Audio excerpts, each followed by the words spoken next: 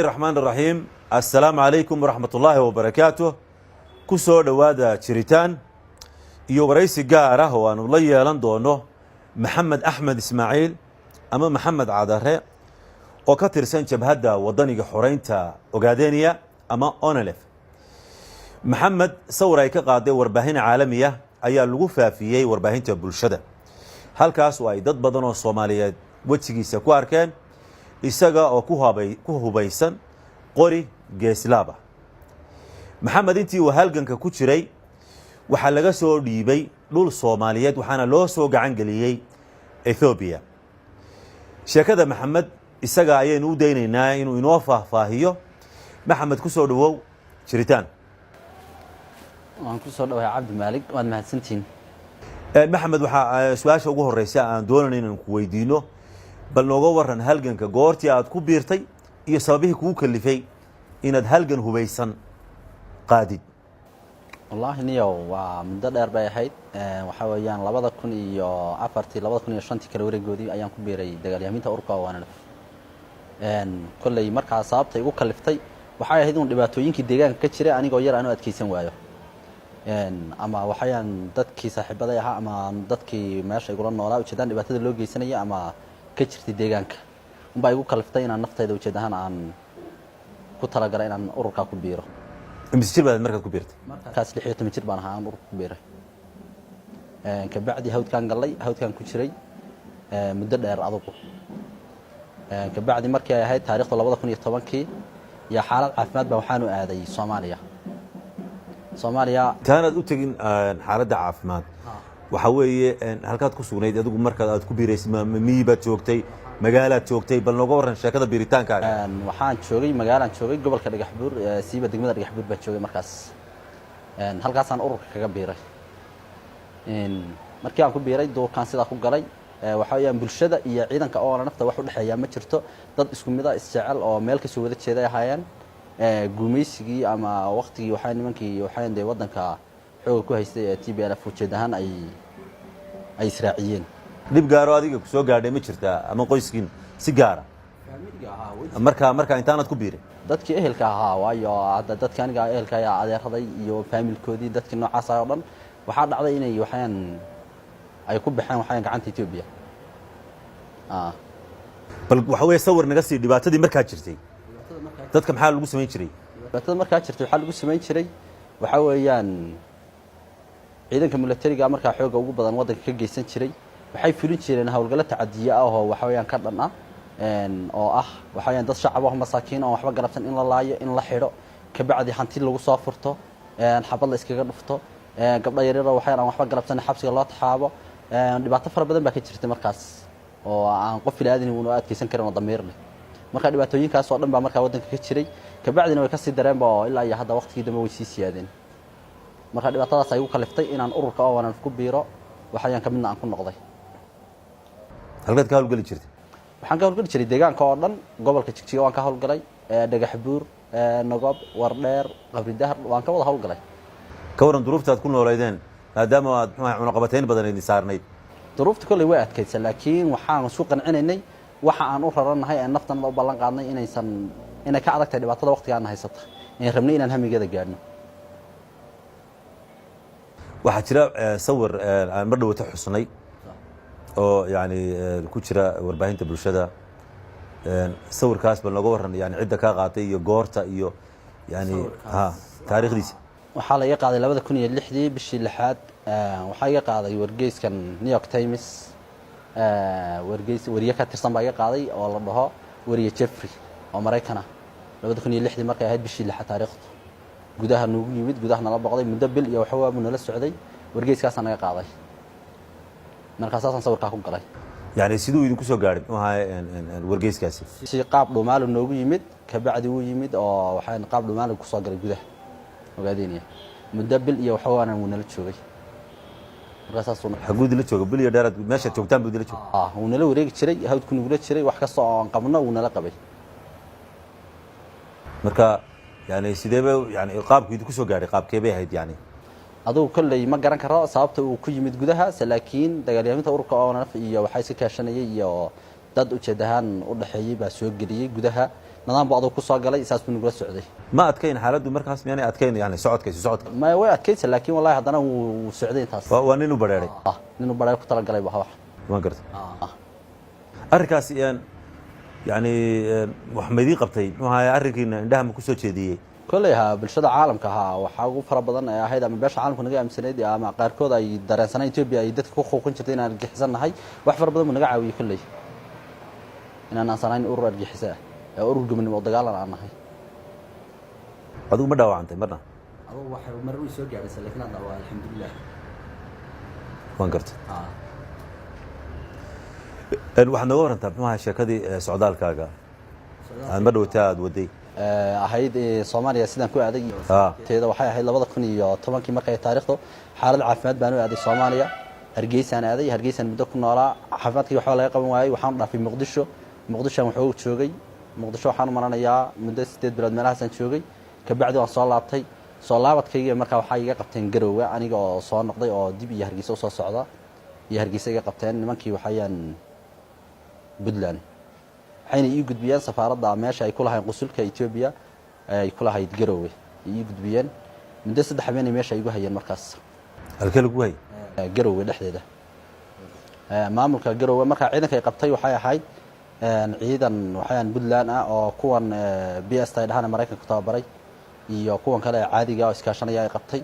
waxay ii gudbiyeen station police bay waxa saacada igu hayeen markii way ii gudbiyeen waxay ii gudbiyeen meeshii safaaradda kuwan Ethiopian ku lahayn Tigray meeshaas bay waxa ugu hayeen 3 habeen oo gargaraacayeen adu wax waran wax sheeg dadkan wax ka sheeg waan diiday ka bacdi way soo qaadeen indhahay goor subax iga soo xidheen way soo qaadeen way iyagu garaacay maxay garaacay ku Ethiopian ka iyo Soomaalida goobta meesha joogtay Soomaaliya Ethiopian ku garaacay gudaha Garowe meesha lagu hayeen waa maxay waa Garowe dhexdeeda meesha madaxtooyada meel agteeda ah oo waxaan kuwan Ethiopian ka ay leeyihiin oo yani u ah xarun u ah yani kan wakiilka Ethiopia uu joogo xafiiskiisa ayaa lagu garaacay inta 3 habeen halka ay igu garaacayeen kuwa Puntland maamulka Puntland way igu imanayaan wax sheeg kuwan meesha safaaradda joogana wax sheeg bay lahaayeen labadoodu way igu garaacayeen ana deegaanka Puntland ma aqoonin socodna waan ku sii dhaafay soo dhaafay Puntland dhexdeeda wax ka sheeg xubnaha ururka u dhaqdhaqaaqa cidii gaariga ku soo saartay cidaad ku socotay nidaam noocaas ah inaan information ka siiyo wadanka iyo waxaan nidaam noocaas aan uga warbixin haye ka bacdi waan diiday waxaan kama aqaana koori goor subax indhaha iga soo xidheen way soo qaadeen waxay soo qaaday hal gaari oo waxaan Puntland iyo hal gaari oo kuwan safaaradda ay leeyihiin gaari lan gudus la xaqiis dama la soo seexiyay indhaha laga soo xidhay katiinad baa laga soo xidhay waa la soo qaaday waxay keeneen meel gambaro la dhaho ciidanka Soomaaliland iyo Puntland kala dhexdooda meel ay fadhiisan ku leeyihiin halka meel 10 kiiloomitir meelaha u jirtay gaari kale naga hor yimid gaarigii way iga dajiyeen markii iga dajiyeen markaan indhaha iska qaaday haye indhaha markaan iska qaaday markii way igu soo ordeen indhaha iga xidhan oo ay qabteen gaari kale geliyeen gaariga kale markaa waxa saaran 4 nin oo waxaan ciidanka Soomaaliland ah iyo hal Ethiopian ah saaraa xagga ku sugayay dhinaca kale halka ku sugayay gaariga baa la soo saaray indhaha iga soo xidhan gaarigu nooca gaari waxaan xaajadan laba shilay baa ahayd 4 daaqadaha oo midabkeedu soo gaari cad ah gaari cad halka mar baan arkay way soo kaxeeyeen waa 4 askari iyo waxaan hal Ethiopian ah oo ku Tigray ah may soo kaxeeyeen goor dambe oo waxaan salaadii soo fiid dambe abay waxay keeneen Hargeysa waxay keeneen meel xafiis ah oo Soomaali leedahay ma garan karo inay xafiis Soomaaliland ay leedahay inuu kilalka aha iyo inay waxaan dawladda federaalka Ethiopia ay lahayd ma garan karo laakiin waxa ka shaqeynayay Soomaali xafiis Soomaali ka shaqeynaysa wuxuu ku yaala xaafadda Jigir buu ku yaala xafiiskaas xaafadda Jigir ee magaalada Hargeysa halkaas ay keeneen subaxii markay yimaadeen waxay ugu dhaheen bal waran oo waxayaan warbixin naga sii Hargeysa maadaama markaagii hore aad ka soo tagtay wadanka Hargeysa aad timid Hargeysa aad muddo joogtay ka bacdi waxaan aad Soomaaliya caafimaad u sii aaday in Hargeysa in aad warbixin naga siisan ka rabnaa waxaan markaa ka xusuustaa nin la dhaho Muxsin oo ciidanka Soomaaliland ka mid ah oo markii dambe ay soo kaxeeyay yaa ku jira rag ay wareysanayay kii qusulka meesha Soomaaliland oo ay safiirka ahaa Muxsin muxuu ahaa markaa muxuu ahaa waa ciidanka Soomaaliland ka tirsan yahay nimankan sirdoonka ee Soomaaliland inuu ka tirsan yahay aan malanaya markaa Muxsin uu ku wareysanay Muxsin iyo waxayaan iyo niman kale oo ilaa 7 Soomaaliya iyo 4 Ethiopian ahaan Soomaalida maxaad ka xasuustaa ninkaas magaciisa ka xasuustaa laakiin ilaa 7 nin bay Soomaalida ahayd meeshaas ay igu hayeen waran bay igu dhan maxaan ka warramaa aan ka wariyo deegaankan wax nooga waran adigu waan isdiidnay muddo aad u afar habeen meesha ay igu hayeen oo ay gargaraacayeen habeenkii dambe indhaha iga xidhan waa lagu garaacay meesha dhexdeeda igu garaacayeen Soomaalida ku garaacay mise Itoobiya Soomaalida meesha igu garaacay wax sheeg ujeedaha kuwa ku waraysanaya garaacay muxsin kuma kamid yahay maalan kamid ahaa muxsin baa kamid ahaa muxsin ku garaacay markii dambe waxaan ku wada haddaan wax ku sheego ujeedaan maxaad ka faa'iideysaa gaariga ujeedaan oo faa'iideysato waa gaari Soomaaliland leedahay guriga aan wax ka qaadanay waa guri Soomaaliland leeyahay waxa weeyaan cidda wax noo soo iibisana waa dad reer Soomaaliland maxaad ka faa'iideysaa haddaan ku sheego marka habeenkii dambe indhaha iga xidhan waxay dhahay haddaad ku sheegayso oo waxba garanayn markii aad Hargeysa aad wadanka ka soo baxday ogaadeeniyay ee Soomaaliland timid guriga aad ku soo degtay nagee bilowgii marka waxa doonayaan in dad yani ay helaan ka helaan waxaan ku dhahan Hargeysa ma aqoon ujeedahan qofku cusub baan ahaa guri baan ku soo haagay guriga gabadhi joogtay hadda ma joogto way iskaga dhooftay Kambaalay aaday nidaam noocaas ah Hargeysa ku joogay markii dambe waan joogay hadda cid ujeedahan oo wana la shaqaysa oo idin tilmaamayna ma jirto adum daaframeen meesha ay ugu gargaraacayeen way wareysteen waxa way iga waayeen ka bacdi waxay soo qaadeen muxsinkii iyo saddex askari way soo qaaday goor subaxa waxay ii soo qaadeen waxaan dhinaca Itoobiya muxsinka iyo laba nin oo Itoobiyiin ciidanka Soomaaliland ayaa ku soo qaaday bas katiinad bay laba dib Itoobiyan kulma socon ilama soconin katiinad bay laba dib igu soo xidhan way laba dib la lagu xidhan laba dib bay xidhan katiinad dib igu soo xidhan waxaan gaariga waxaan xaajiyada igu soo qaadan bay midna xagga ma iga farsiin midna xaggana askari muxsin iyo darawalkuna xagga hore ay galeen waa la soo qaaday inta Hargeysa marka u dhaxaysa waxa la indhaha gamayna soo xidhan Hargeysa iyo Jaalinta u dhaxaysa indhaha gamayna soo xidhan kama soo xidhan toos bay soo kaxeeyeen waxay keeneen xariga Soomaaliland iyo waxaan iyo qaybtan wajaale halkaas ma gaari qabaala soo istaagay oo ninkii xagga iyaga la socday soo kaxeeyay Itoobiyaanka uu ku jiro xarigu xagee ninkii xagee ka soo kaxeeyay ninkii markii hore la socday garowe markii la soo wareegay garowe markii maxaa laga soo wareegay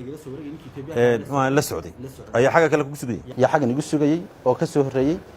xarigu gaariga la soo wareegay gaariga Soomaaliland xarigu soo talaabay qaybta soke ee wajaale xero ku taala oo boolis federaal jooga ama soo geliyeen marka labadii gaari wada socda gaarigii bay iga dajiyeen katiinadii bay iga furteen marka Soomaaliland Itoobiya igu xidheen markaa saasay igula wareegeen iyagina dib bay u laabteen indhaha iga soo xidheen marka Itoobiyaanka toos bay soo qaadeen indhaha ka soo xidheen indhaha halkii iga soo xidheen toos bay soo qaadeen haddana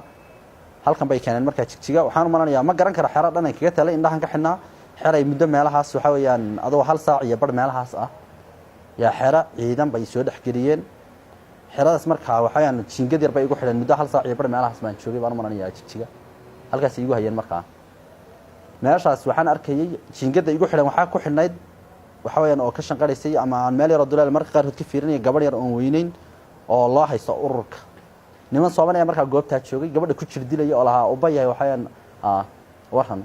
gabadh yar oo ciyaal ay ahayd markaas gabadhaas marka meeshaas waxaan ka ujeedahan aan dareen aan ku arkayay gabadhaas oo meesha lagu dhibaateynayo ka bacdina dhibaatadii ay sitay waan iloobay markaas nooca gabadha loola dhaqmayay ama ujeedahan ay u hadlaysay markii aan dareemay ani horey bay ii sii wadeen marka casarkii aad bay sii qaadeen jidkii toos qaasiyeen waxay gaayeen salaadii subaxdii sababa geeyeen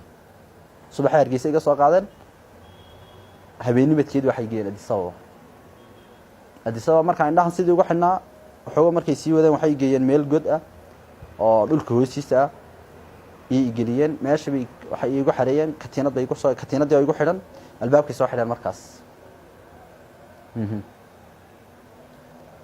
meeshaas marka adugu marka subaxaad buu yimid kii xagga iga soo kaxeeyay Soomaaliland ee Tigreega ahaa kii baa yimid subaxii bay warwareystay teleefankaygii aan sitay buu wuxuu igu dhahay lambarada noo sheeg dadkii lahaa waxaan lambarada Itoobiya ahaa wixii Soomaaliya ahaa xaggaas bay igu warwareysteen laakiin wixii Itoobiya bay igu dhahay lambarada noo sheeg waxaan ku dhahay lambarada ma garanayaan teleefanka qofan ka soo qaatay adoo meeshaas ninka ma garanaysa ninka marka kula socday ninka Itoobiyaanka hore bilaantii Soomaali arag magaciisa ma xasuustaa ma hal ugu yeeray magaciisa magac Soomaali uu sheegan jiray Axmed uu sheegan jiray laakiin nin Tigray ahaa oo Itoobiyaan oo luqadii aan aqoonin oo Tigray laakiin magaciisa ma xasuusto ninka isaga marka macluumaadii sheeg buu yidhi lambaradan sheeg waan diiday muddo 14 beri markuu yahay indhaha iga muuna xir jirin markuu wareysanayo nin turjumaan oo oday ah oo duqa uu soo xaysan jiray ninkaas marka sigaar bacab jiray markuu sigaarka dibadda la baxaan uu wareysan jiray ninkaas xogo oo wareysan jiray goobtan ku xidhan xataa ma aqoonin meel ay tahay ninkaas ay sheegay Addis Ababa meesha aan ku xidhanahay kabacdi wuxuu sameeyey 14 bari markay wareysanayeen yaa ninkii waa la bedelay goor subax ay soo galeen indhaha la iga xidhay laba dib baa la ii xidhay waxaan kursi bay igu fadhiisiyeen laba nin oo midna Turjumaan yahay midna Ethiopian yahay ay soo galeen markaas nimankaas markaa waxa weeyaan markii way wareysteen waran bay igu dhaheen markii aan wareysigii aan si fahmi weynay garaacitaan bay igu bilaabeen muddo adugu waxaan malanayaa 9 bilood si toos ii wareysanayeen nimankaas meesha godka igu hayeen katiinada igama furi jirin meesha waa meel aad u qabow looxaan safiitaa meesha taala xaga ka sii hooseysa biyaha ku jira xagana waa korkii oo dhulkii xataa meesha irkabtan baa degtay korkeeda oo xaram military aan malanayaa irkabtan baa korkiga degi jirtay muddo 9 bilood markii ay hayeen baa waxay soo qabteen laba nin oo saraakiisha ururka kamid ah Sulub Cabdi Axmed iyo Cali Dheere ninka la dhaho iyo soo qabteen waxa kala wada labadani Sulub Cabdi Axmed iyo Cali Dheere yey oo Kenya laga soo dhiibi jiray waa gartay nimankaas ay soo qabteen goor subaxa markaa kii oo faraxsan baa yimid wuxuu yiri maxaad qarinaysaa Sulub iyo Cali Dheere waan soo qabanay madax sheegtid buu igu dhahay way ka saafduubeen Kenya laga soo dhiibin laga saafduubay laga saafduubay nimankii way yimaadeen mas'uuliyiinta ahaa waxaan maxaad qaranaysaa bil madax xaqreed waxa ma qaranayaan koori muddo markii sii hayeen goor subax indhaha iga xidhaan way qaadeen waxay u dhahay nin baan ku geenaynaa ninka dadkan waan garanaya waad baxaysaa bay u dhahay ninkii baa waxay ii geeyeen Cali Dheere waxay u dhahay hadaad garatay waad baxaysaa Cali Dheere ii geeyeen waxay u dhahay ninkan maad garanaysaa ma garanayaan koori waad garanaysaa aduguna waan garanayaa ma garanayaan koori adoo filay micni hadaad xitaa garatid inaan ku daynin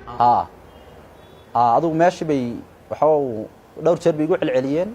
waxa ay wareysan jiray oo qayb ka siinay wareysiga nin Chinese ah oo cadaan ah oo qoran Chinese ah oo iyaga la shaqeynayay oo ninka ugu badan ciqaabta ugu far badan ama wareysiga ugu far badan igu bixin jiray muxuu ahaa ninkaas China China ka soo jeeday marka uu ku ciqaabi jiray wareysiga ugu badan iyo waxyaabo ugu dhibaatada ugu badan isaga qayb ka ahaa ninkaas baa adigu meesha yaa goobtan jooga marka uu ninkani weydiinayo in mas'uulka Cali Dheere ka bacdi ma garanayaan koori way bixiyeen godkii igu celiyeen markaas garaacitaanka iga daayeen marka 9 bilood marka xidhanahay wax xukuna wax maxkamad ma jirto cadeed ma jirto waxaan wax ujeedaan nolol ah iftiin ma jirto waa god dhulka hoostiisa meesha waxa lagu soo eedeynayna ma waa ururka oo ayaad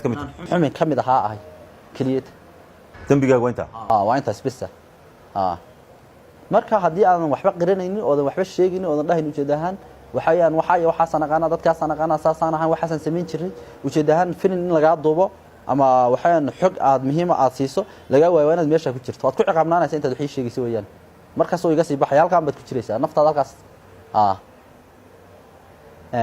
muddo marka waxaan ku jiray meesha 16 bilood iyo 12 habeen markaan ku jiray baa goora fiiday ii yimaadeen indhaha iga xidhan waxay sidoo kale ii soo bixiyeen jarjarta ii fuushiyeen waxay ii galiyeen gaari la gurusle xagga dambe ii galiyeen way qaadeen markaas waxay geeyeen xarunta dambe baarista ee Makalaawi oo dadka lagu garaaco lagu ciqaabo sabab ku taalaha waa waxa kilalada ujeedaan ay soo gudbiyaan wixii ay federaalku soo qabsadaan baa goobta lagu ciqaabaa waxaan waa qaybo badan bay markaa leedahay jeel kasta waa ciqaab ka jirto mar kasta waxa way ciqaab jirto waa in lagu ciqaabaha qasabaha qaybo badan bay markaa leedahay qaybtaas injaalkaas waa xabsi aad u weyn meesha laga maamulo federaalka dhan waxay geliyeen qayb la dhaho Saberia oo dhulka hoostiisa weeyaan waa 12 qolba markaa ku yaala waa qaybta ugu ciqaabsan waxa 4 qaybood Makalaawi ka kooban yahay marka qaybtan Saberia la dhaho waa meel dhulka hoostiisa goobtaas ay geeyeen waxay ii geeyeen 4 nin oo Ethiopiana iyo waxayaan 2 nin oo Soomaaliya qolka ay geeyeen bay ku jireen labada wiil Soomaalida waxay haysteen qoladii shaabtay u haysteen qolkaas ay ugu soo xidhan goorfiida muddo bilaan markaa meesha ku xidhnaa imayna waraysanin wax dhibaato iimayna geysanaynin goobtaas ay igu hayeen ka bacdi waxay igu sameeyeen markaan bil xidhnaa yaa waan dacwooday maxaa ujeedaan goobta la igu hayaa ma la ii waraysan laaya way iga amsan ma garan karay igu dhahan bil ka bacdi bay ii yimaadeen goor maalin sabtiba ii yeeray nin taglay la dhaho waxaan saraakiisha Tigray kamid ah oo qaybta sirdoonka u xisaaraa Makalaawi yaa maalin ii yeeray sabti waa nin weyn oo duqa wuxuu yiri magacaaga sheeg waan u sheegay Soomaaliya markaa joogtay la markaa isticmaal jirtay sheeg bii waxaan ku yiri muddo 16 bilood iyo bishan hadda meeshaan ku jiray 17 bilood baan xidhanahay ma ku yiri waxay lambar baad weydiinaysaa hooyadii baan hadda xusuustaan baan ku yiri hadda ay hor keento wiiskii tagay maalintii dambe xaddu ii yeeray soo kariga waraysi markaa iga qaaday wuxuu u dhahay ilaa maanta dhalatay ilaa hadda bilow taariikh nololeedka ka soo war waan u warramay saasaan ku soo barbaaray saasaan ahaan jiray waxa iga dhan baan u warramay ururkan waqtigan ku biiray meesha la iga soo qabtay goobtaan hadda ku jiray intuu kacay buu dharbaaxay wuxuu yiri ilaa iyo hadda waxaad ku hadlaysaa waan kula yaabanahay buu yiri waxba sheegi bis waxa weeyaan sharci guri Ethiopia ka sareysa oo guriga lagu wareystay ma jirto sharci gurigan aad hadda ku jirto guri ka sareeya Ethiopia oo lagu wareystay ma jiro ujeedahan sharciga guri ka sareeya lagu geeyo ma jiro marka ilaa iyo hadda waad ciyaaraysaa waxaan ku yiri sanad iyo waxaan 17 bilood yahayseen oo digaraacaysan waxa 17 bilood iga soo waday maanta iga helimis marka sida awgeed waxaan ku sheegay wax ka bedelan igama helays muddo 3 bilood ay goobtii igu hayeen wareysanayeen gargaraacayeen isaga nin kale oo gabdho la dhaho in gabdha salaas iyo kan kale waxaan taglayga labadooda gacanta igu hayay way wareysanayeen adoo waxba iga qorqoraan ka bacdi waxaan anu jeedaan si live u qaranin oo iyaga turjumaanka isku hagaajiseen baa la iga qoray maxkamadda subaxii dambe la geeyay marka waxaan xidhanahay 12 bilood yan marka xidhanahay maxkamadda geeyeen maxkamadda sidii igu geeyeen maxkamadda waxay ku dhaad way weydiisay su'aasha waxaan lagu eedeynayo ururka ONLF ee ka dhaqaaqa gobolka ogaadeen dawladda Ethiopia u taqaano obnag adduunyuhuna u yaqaan bay ku dhahay alqaacidada kamidna ahaan jirtay waan ku qoslay marka wuxuu yiri maxaad ku qoslaysaa waxaan ku yiri ururka ka dhaqaaqa gobolka ogaadeen Ethiopia ay obnag u taqaano adduunyuhuna alqaacidada u yaqaan maxaa looga soo qaban waaya caalamka waa ku jooga dal kaste Mareykan bay joogan Australia joogan Carabaha joogan Afrika joogan haaban ku ori kamid miyaad ahayd bigu haaban ku ori maxaad u dagaalamaysaa in Ethiopia ka go'o muddo aad u celcelinayeen 3 bilood meelahaas ka bacdi way xukumeen markay xukumeen yaa waxaan ku ori waxaan codsanayaa intii aan xidhnaa ama waxaan sababta ujeedaan maxkamadda ii keeni waay baan codsanayaa wuxuu ku dhahay wax xor baa u tahay waraaq soo qora subaxii dambe waa la sii qaaday waxa la igu tuuray kilalka axmaarada xabsi ku yaala maxaa lagu xukumay sana waxay ugu xukumeen muddo 8 sano ah ay ugu xukumeen markaas haye ka bacdi kilalka axmaarada igu tuureen kilalka axmaarada waxaan joogay 9 bilood 9 bilood markaan joogay ka bacdi gaar ahaan magaalada Bahardar xabsi ku yaala oo Shuwaar Bahardar Shuwaar Beed ba xabsiga la dhahaa laakiin oo heer federaal baa laga maamulaa hadii soo laga maamulaa xabsigaas 9 bilood baa xabsiga ku qaatay way soo celiyeen waxay igu soo celiyeen xabsiga qaalidii adisaba ku yaalay weyn xabsigaas markaan intii kala ku dhameystay anoo sidii u xidhan baa waxaan kacdoonkii markii uu bilowday yaa dadkii ugu horeeyay 2000 iyo waxaan 17 bishii 12 yaa anagoo 200 iyo waxa bay soo ururiyeen oo dadka xabsiyada laga soo ururiyay yaa waxay dhaheen waxaan dadkan siyaasadda u xidhan baan sii deynaynaa kacdoonkan si ay ugu wajahaan kacdoonkii Ramada markaas aan ku soo baxnay sidii nagu soo daayeen wayna kaxayeen jaamacadda booliskiina geeyeen oo 30 kiiloomitir dadka ka shaysa sanaafa meel la dhahay ku taala jaamacadaas ay seminar noogu akhriyeen dhowr cisho nagu hayeen meeshaas propaganda noogu akhriyeen ka bacdi siyaasi nagu sii daayeen xorriyada kadib sanadada kadib 4 sano iyo waxaan iyo 8 bilood ka bacdi 4 sano iyo 8 bilood ka bacdi xorriyada xagaa tagtay kadib markiisa lagu sii daayay ka bacdi markii aan tagay Addis Ababa aan joogay intii oo waxaan oo meeshan lama iman karin oo dhibaatada ka daran baa jirtay waayo waxaan aaminsanaa haddii aan soo dhaafo xabsigaas inaan xabsigan kala gali lahaa jilay waa markii muxuu ahaa taliskii halkan Cabdi Ilay joogay jijiga joogay marka waxa weeyaan dhibaatada ugu badan ee ka baqi jiray hadana waxay ahayd inaan xabsi labaad galo anigoo hadda xabsi ka soo galay inay Addis Ababa intii la igu yimaado waayo sharci ma haysan wadankan kaga baxo meel aan u baxana ma jirin wadankii Soomaaliyeed ee aan u baxay waa kala iga soo qabtay waxaan goobtan Addis Ababa ay keenay Soomaa hadana anoo sida hadana ku jira waxa igu kalifaysay inaan Addis Ababa dib ugu sii dhuunto intii waxaan taliskii Cabdi Ilay uu sii joogay ka bacdi laakiin alxamdulillah durba way iska fududaatay hawsha markaan wax sii joogay baa Addis Ababa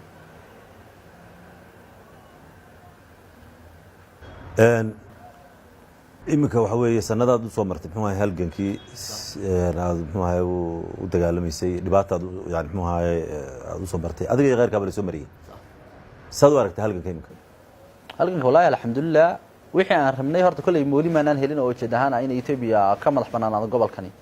laakiin hadana alxamdulillah waayo dadkii hadii ay xuquuq helaan ama ay xorriyada meel ka samaanta ay u marayaan waa alxamdulillah laakiin hadafkii ahaa xorriyada inaan helo oo Ethiopia ka goono wali ma aanan gaarin insha Allah intaan gaaraynana kulay waan ku sii jireynaa hawsha ka waran dareenkaaga adoo Soomaaliya oo dhul Soomaaliyeed jooga in Ethiopia lagu soo dhiibo wallahi aad bay ugu dhibadnayd waayo waxyaabaha dee horeyna rag fara badan oo iga horreeyey oo saaxiibaday looga soo dhiibay waayo dad waxaan ku tirsanaynaa in laga soo dhiibay ka badan 470 qof dad ka badan oo qaarkood ilaa hadda aan lahayn halkee laga soo dhiibay laga soo dhiibay Puntland iyo Somaliland dadka marka tiradooda intaas tahay ama noocaas ah waa dhibaataynteeda leeg waxaan aad bay noo danqaysaa anigana iga horreeyay igana dambeeyay waxa weeyaan waa mushkilad aad u dhib badan niman tikray oo kooban oo tayo yar oo waxaan ducfiya in ay u adeegaan iyagoo Soomaali oo sharaf leh waa dhibaataynteeda leeg marka aad bay ii danqaysaa xiriirka ka dhaxeeya muxuu ahaa tusaale ahaan oo kale imika markaad garowe joogtay waxaad tidhi muxuu ahaayey meesha lagu sheego muxuu ahaayey safaaradda ama qunsuliyadda ama yacni wakiilka xafiiska wakiilka Ethiopia ee uu garowe ku leeyahay in lagu keeno bal nooga warran halka ayaa joogay sidee lagu keenay yani cidda kula tacaamulaysay yani yaa ka mas-uul ahaa in halkaa lagu keeno dadka gacanta ku haya mas-uuliyadda gaarka lahaa ma la ogaa dawladdu yani dawladda Puntland ma ogeyd mise shakhsiyaad baa ku shaqaysanay ma waxaan aaminsanahay aniga qabashadayda dad badan oo insan ogeyn way dhici kartaa in laga soo dhiibo laakiin hadda xukuumadii Faroole waqtigeedii baa hadana waqtigii la soo dhiibay waxaan aaminsanahay saameynta ugu badan inuu Faroole qayb ka ahaa waayo kalsoonida ay ugu haysteen ama ay dhexmarinayeen ama ujeedaan in cidna waxba ka qarsanaynin de xukuumaddu si cad bay oo ay u ogeeda wada shaqayn ah oo caadi ah xukuumadii Faroole waxaan arrinkaga yaa maamulayay oo ninkan ku dhiibayay muxuu qoladan halkan ku keenayay amarka yaa bixiyaa dareemayay inuu bixinayay والله ما قرن كرا لكن وعيدن كتريا عيدن كبلان iyo waxaan xukuumadooda oo si toos ah adigu taliska oo dhameystiran ba muxuu ay wada shaqeyn ba jirtay caadi ba wada shaqeynaa ma jiray waayo nimanka saraakiisha mar walba way soo galayeen Somaliland in Puntland saddexda min meesha igu hayeen si toos ah u soo galayeen su'aalo ay weydiinayeen waxa jirtay maxbuus kale oo ururka oo kamid ahaa ay ku dareensanayeen inuu kamid ahaa u haysteen markaas inuu goob station boolice ku xidhnaa markasta kuwan taliyaasha ciidanka Puntland inta ii soo galaan bay ugu lahaayeen ninka ma taqaanaa halkan baan ku haynaa oo la kamid yahay nidaam noocaas adiguna ma aqoonimada ma aqoonha ma garanin ba marka ujeedahan jirdil waa lagu geystay jirdil bay geystay lagu garaacayaan qasabha inaan xoog ku bixiyo lambarha la ii keenay lambarhadan shay war taleefankayga miyay ku jiraan Soomaaliya garaacaysa mise Ethiopian Ethiopian ku taagan maya Soomaalida ha iyaga kuwa garaaca sameeyay waa Soomaaliya waa Soomaalida ha kuwana way taagan way taagan iyagoo live ay fiirinaya ma Ethiopian ku taagan Soomaalida ku garaacaysa ka fulinaya waa Soomaaliya waa Soomaaliya ficilka sameynaya aynu nimaadno xagga marka lagu dhiibayay sarkaalkii kula socday markii lagu dhiibayay muxuu ahay gambara lagu dhiibayay gobolka Sool ee Soomaaliland lagu dhiibayay sax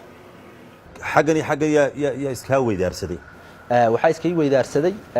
taliya waxaan boolis oo Puntland ah yaa hal qabaal oo ciidan ah iyo waxaan laba saddex qof oo Ethiopian ah iyo hal turjumaankooda afar noo Ethiopian macala turjumaankooda iyo hal baabuur oo Puntland ah qaaday ma aqoon waayo Puntland ma dhex joog jirin oo xataa dawladeeda nidaamka u dhisan iyo magacadooda ma haynin nidaamkaas baa waxaan yaa soo qaaday meesha ay keenay goobta markii gaariga iga dajiyay maan indhahan iska furay waa marka ay ku celinayaan mar labaad gaariga kale ay gelinayaan mar labaad ha intuu dhirbaaxay iyo igu soo orday inuu si xoog iga xiray kuwan kale kula wareegay yahay kuwan kale la wareegay waxa Soomaalida halka mareysay ninkan muxsin la dhahay la socday ninaan hargeysa ku aqaanay baa caamka ilaa hadda inuu joogan jecelahay waa Sacad Muuse xagga qaybta Somaliland ninkaas waan aqaanaa Somaliland qaybteeda wuxuu ka tirsan sirdoonka Somaliland ka tirsan yahay iyo laba askari iyo halka dirawalka iyo nin Ethiopian afarta qof ayahan muxsin ba marka xaggan gabadha yimid daanta shan gabadha u talaabay waxa ay halkaas igu yimid waxaan katiinadii bay igu xidhaan gaariga igeliyeen markaas way soo kiciyeen waxa uu dhaxda waan ku soo sheekeysanaynay oo nimankan hadda ujeedaan Somaliland inay wareystaan bay damceen waxay ugu dhahaan waan soo wada hadalay markaad joogtay Garowe inaad Hargeysa joogi jirtay waxaan kaaga baahanahay markaan Hargeysa tagno inaad waxaan xoogna siiso macluumaadna kadib miyaan ku sii deynaa kulay ujeedahan waad baxaysaa bay leeyihiin laakiin ma aha wax qofka bilaadanka qancin kara laakiin waad dareemaysaa in been lagu sheegay waxaan ku uriyay xageed geenaysaan Somaliland maxaan idinka waramaa ujeedaan xubnaha ururka ONLF ama dadka taageera bay ku dhahay ama taageerayaasha ONLF ama xubnaha ONLF baan ku dhahaa anigii baad wadataan aniga hadda waxaan Cabdi Maxamed Cumar baad geenaysaan bari New Boris aniga ama burco ku soo noqon doona New Boris baan noqon doona maxaa faa'iideedii ku jirtaan ku cadaawada inta laga inaad hadda isku keeysan hadda tan qoreydii soo qaadanaya Cabdi Maxamed waa inaad arkay qori buu dhiibi bari New Boris iga soo dhigi faa'iideedii ku jirta maxay tahay baan ku oray وانا dhacday sheekooyin noocaas ah dhacay dad la soo dhiibay oo muxuu ahaa nacayb lagu abuuray nacaybsho lagu abuuray ha oo la yiri kuwii ku soo dhiibay iyaga ku soo dhiibay imika dhulkaaga waad joogaa shaqaysan lu yiri way dhacday ujeedaan dhibaatada ugu badan ee ay marka maxay ku jawaabeen marka tiraad kulay saasan wala soo deynay maxay soo qamanin waxaan wadanka Yemen ku geenaynaa nidaam noocaas ah dib ma laha waxaan 300 iyo waxaan 40 qof wadada ka dhoofiseen kuwii ma lamid ay geeyaan ku ilaaran laakiin xog ka badan inaad inta iga heshaan ujeedaan oo wana ya taageeraan wadi haystaan Soomaha ama inaan xumin waana qiraysaa inaad tahay oo la fadhiranay laakiin inaan saameyn dadka bulshada ku dhex yeesho iyagu isku dayeen oo wax la iga faa'iido ujeedaan inaan dad kale uga qabto inaan nidaam sameeyo wada furanta inaan sameeyo oo ujeedaan dad shacab inaad in badan galaafatid inaan galaafto dadkan baa ahaan jiray cabsi darteed ama garaac maadaama dadkii xitaa wada ogtahay dad badan oo muxuu ahaa soo cararay dad muxuu xubna ah baad ogtahay oo jooga way soo qaadeen indhaha iga soo xidhan suuqa doqon waayo la yiraahdo habeen keenan waxay ku leeyihiin dadkan suuqa jooga ee maraya hal qof nooga sheeg waad baxaysaa hadaan ku sheegno dadkaas halkay ku keeneen suuqe doqon waayo dhexdiisa Hargeysa dhexdiisa suuq bay ku keeneen gaari beer soo la muraadiisu waxaan beer soo bay soo geliyeen dadkan hal qof nooga sheeg dadka maraya suuqa hadda qof garatay waa isku diirina sayrurti waa nala shaqeynaysaa nidaam marka wallahi waxa habeenka maalinta lagu istaajiyay dadka meesha maray cidnam ka garata dadka meesha maray marka lagu istaajiyay kulli dad badan meesha way marayeen dad aan aqaano ama aqoon ahaan aan aqaano oo de hore aan soo noolayn ama aan meesha ku bartay way bixeen way marayeen jidka waayo marka ma tilmaamin ma sheegnaha waayahay marka lagu tilmaamayo lagu leeyahay dadka wax ma ka garanaysaa gaari baad ku jirtaa meed ka tiinaysan tahay gaari beer soola oo waxaan la gurusala ayaa laga tusay daaqada dhinaca laga xiga dhinaca askari baa iga fadhiya waana ka tiinadeysanahay halka ka garaa lagu leeyahay maraya hal qof ka sheeg waad baxaysaa hadii aad run sheegayso ujeedada muxsikiin oo kula socda muxsin wada socda markaas waa ninka ugu saameynta badan buu ahaa ujeedaan markaa ka shaqeynayay goobta Ethiopia iyo Soomaaliya wax kala iibsiga ninkan tikreegana isku xidhnaan يعني wuxuu la shaqaysanayay muxuu ahaa qolada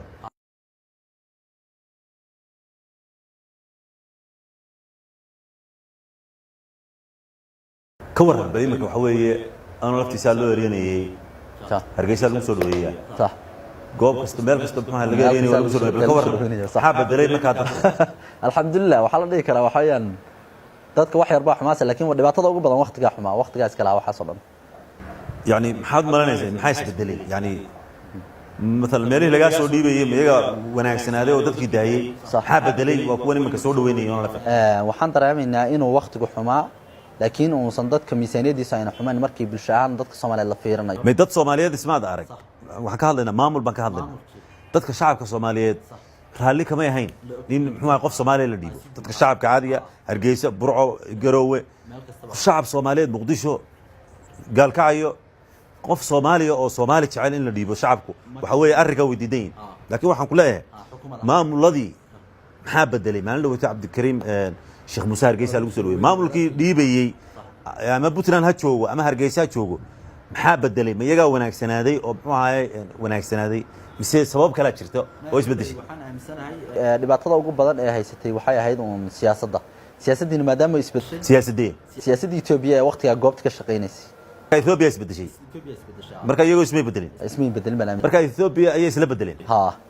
waayo waxaan aaminsanahay maamulkii Ethiopia ka adag haduu maanta yimaado oo damcaan inay saameyn lagu yeesho in Soomaalida lagu sameyn karo wali Soomaali isbedel caadi ah oo iskooda iyagu xorriyadooda ay isu bedeleen inaysan ka ma jirin wali Soomaali ismay bedelin taasana aaminsanahay aad baad mahadsantahay daawadayaalkaas wuxuu ahaa Maxamed Axmed Ismaaciil Maxamed Cadare oo ka tirsanaa ama kaba tirsanba jabhadda wadaniga xoreynta ogaadeynaya oo dhibaato u soo maray halgankan oo dhul Soomaaliyeed laga soo dhiibay oo loo dhiibay Ethiopia laakiin maanta yani si la soo daayay oo si xorriyada ku nool dhulkiisi hooyo waxaan waraysigan ku qaadnay magaalada Jigjiga waad mahadsantihiin wassalaamu calaykum waraxmatullaahi wabarakaatuh